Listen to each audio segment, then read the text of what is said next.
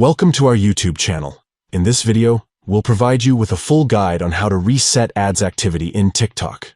If you want to clear your ad preferences and start fresh with personalized ads on TikTok, we've got you covered. Let's dive into the step-by-step process. Step 1. Open TikTok on your device and ensure that you're logged in to your TikTok account. Step 2. Tap on Profile from the bottom drawer. This will take you to your TikTok profile page. Step 3. In the top right corner, you'll see 3 stacked lines. Tap on them to open the menu options. Step 4. From the menu, tap on Settings and Privacy to access the settings and privacy options. Step 5. Within the settings and privacy options, look for and tap on Ads. This is where you can manage your ad preferences on TikTok. Step 6. Tap on Clear Activity. This will reset your ad preferences and clear your previous ad activity on TikTok. Step 7. Confirm the action by tapping on Confirm.